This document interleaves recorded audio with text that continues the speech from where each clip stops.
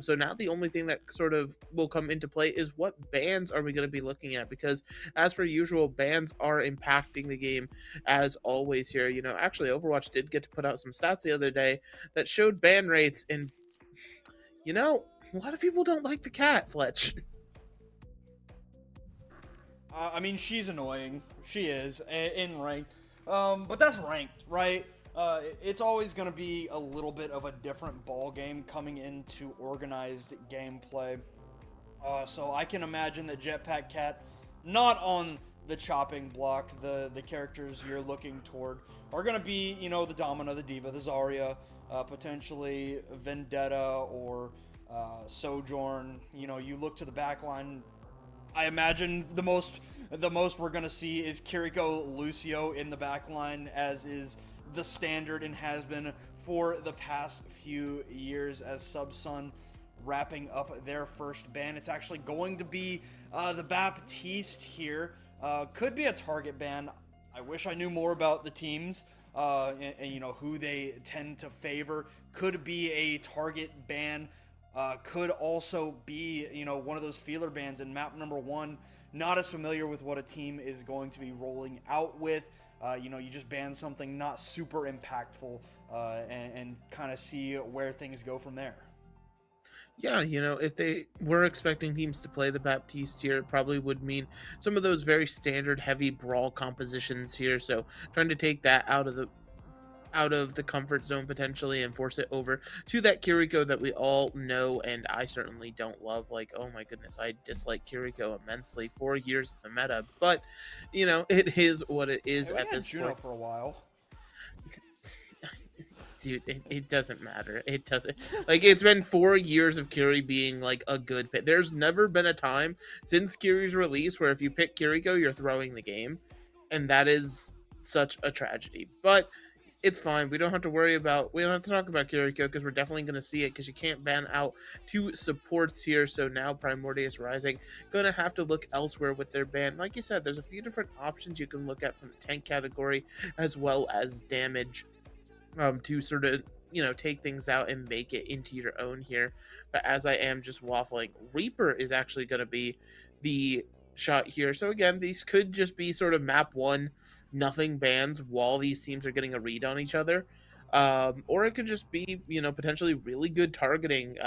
For all we know, we could see some Reaper OTPs crying on the other side of Subsun.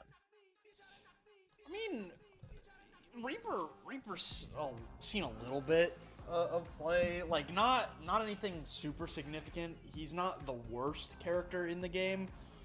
Could be, if I were to try and justify it, try to, force the Zarya to play the Vendetta if you're more comfortable. Baptiste and Reaper kind of feel like nothing right now, right? I think that these are feeler bans to try and see what their opponent is going to be playing, because these teams haven't played each other yet this season, right? Like you said, it's been a while since these two teams have gone up against each other. They're, of course, in different groups during the regular season, so these tournaments are the only time where they're going to be able to go up against each other.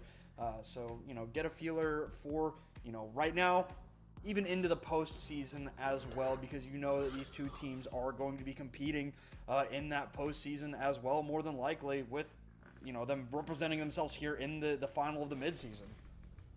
Exactly. And again, that's sort of the point of the midseason, right? Like, you get to, in these larger divisions, you get to see the two groups sort of get to peer over the hedge, see what's cooking on the other side in preparation of that postseason when it comes along and things like that. And as well as it's just a nice little break in the middle of the season here. But to get this one underway, we'll go ahead and look at Subsun here first. Very solid roster, top to bottom here. You have both Noi and Ruby on that DPS line. You have there's numbers in there, Mat 6 on tank, and then DBRX and Hidden on support here. And the name that stands out here to me is Ruby. This is definitely somebody who can step up in those DPS battles when they need to, and that could be a clutch factor. On the other side, the challengers, Primordius Rising. coming in with their 5, Soar, Garu, Cap'n Crunch, Prosper, and Spec, the starters for this lineup.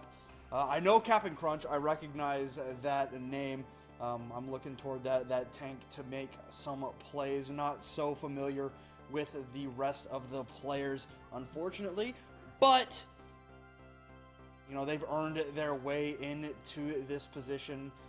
You can't get here off of luck. It takes skill. It takes an ability to play the game at a high level. So as we get ready to head into map number 1, we'll get to see what these two teams are going to be rolling out.